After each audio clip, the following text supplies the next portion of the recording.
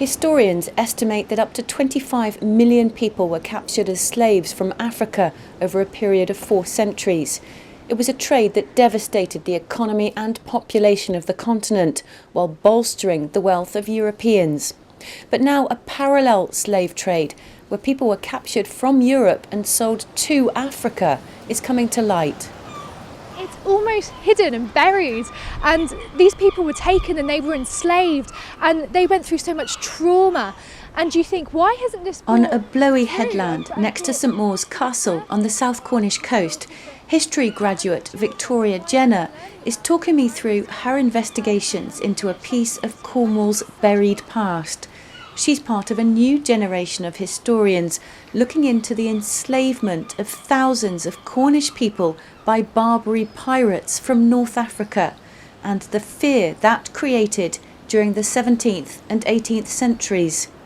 So what I've been finding out is that from 1609 to 1617, Barbary piracy becomes introduced into the Cornish coastline as a threat for the people, and they are pillaging, trafficking people. And you think, why hasn't it been looked into? Why has all of this information not been brought to the surface of our history books?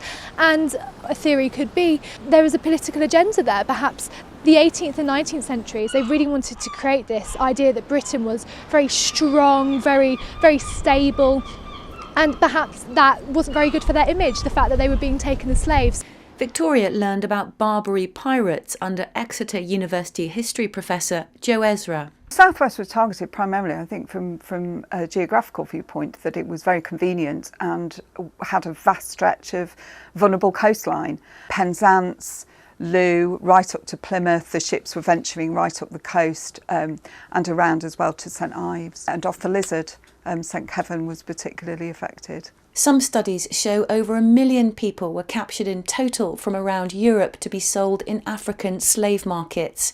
Professor Joe is campaigning to get this slave trade that impacted so heavily on Cornwall to be better known. This is an incredibly significant aspect of history of the Southwest, but Cornwall in particular. Cornwall itself has often been overlooked within the wider historical narratives. Quite often we hear about the top-down history, the kind of the big figures of history, the great men, the Sir Walter Raleighs, for example. Very rarely do we hear about the ordinary people.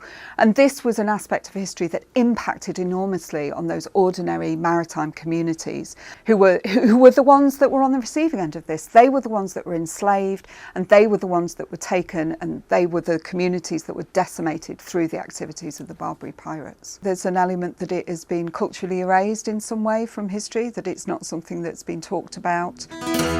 Corsairs stole our families across the sea, all the way to Barbary, land of slavery. A little further down the Cornish coast in Penzance's Acorn Theatre, actors are rehearsing for their new play set to tour the county.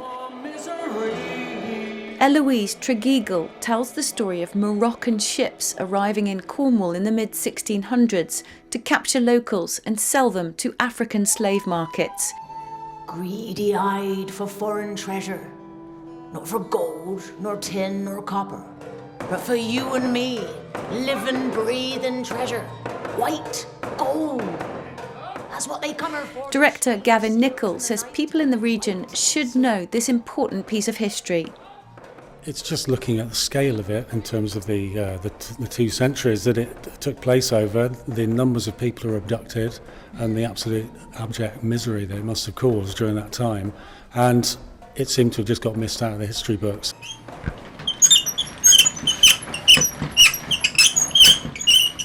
If you wheel open the vast vaults of old documents in the strong room of Cornwall's Records Office, you can find several letters from the 17th century telling of desperate relatives looking for ransom money to buy back family members from slavery. Here's archivist David White. This is really old and very fragile. Quite fragile, frayed at the edges. And what we have is a lady called Anne James, who's from Falmouth, and she's a widow, but she's petitioning the bishop on behalf of her son George, who was a boatswain of the ship the Hopewell of Falmouth, And he was taken captive, and he sets off by sail in this ship. And then he's taken captive by an Algier man of war, in which ship besides the master were 12 men and 1 boy. He's one of them, and they were all carried into Algeria and were sold, where your petitioner's son, that's Anne's son, now continues and remains in most miserable bondage in the hands of those barbarous enemies of Jesus Christ, from whence he is not able to redeem himself, but by the payment of £60. £60. This is a lot of money.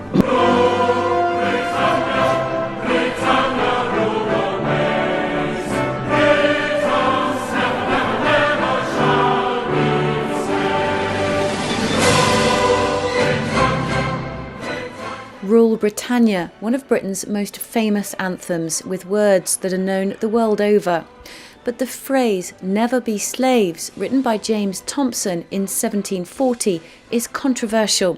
We know that during this same period, people from the maritime communities of the British Isles were being captured by Barbary pirates and taken into slavery, often to work in crushing conditions or to be ransomed back for large sums of money.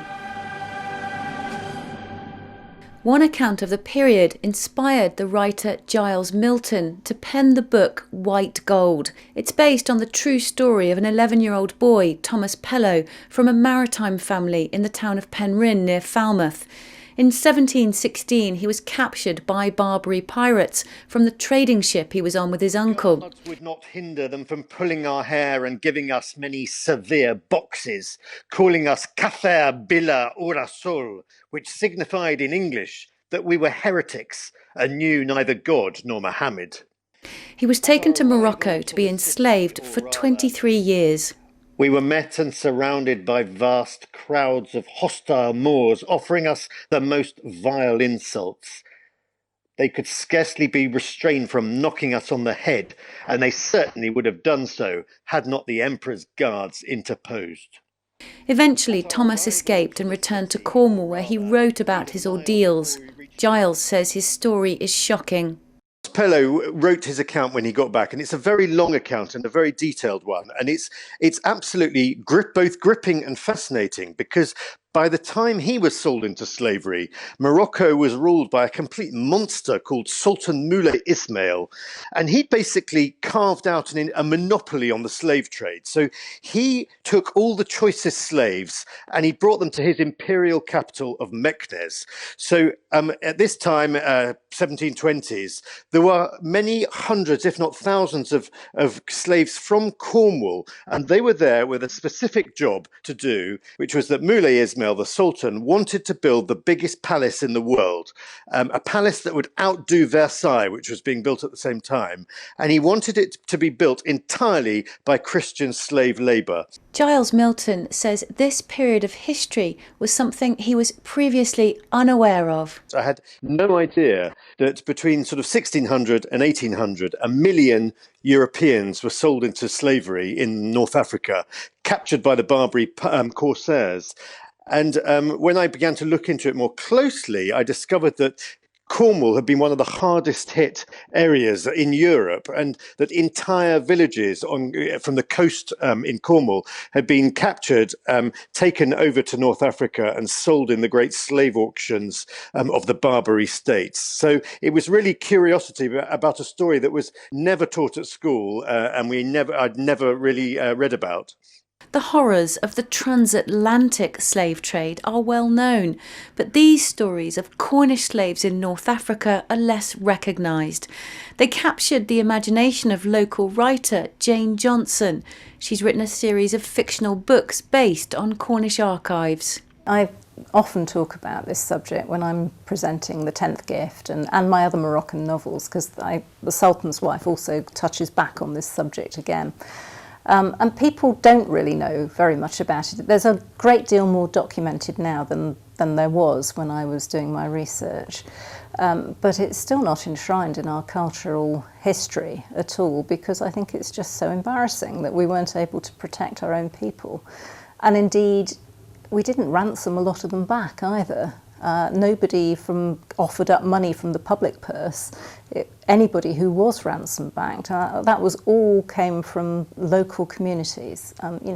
Even the poorest people reaching into their pockets and giving a little bit of money to get people back, which I find really shocking, but sort of typical. Cornwall's a long way away from anywhere, and we still find that central government doesn't have very much interest in such a far-flung area.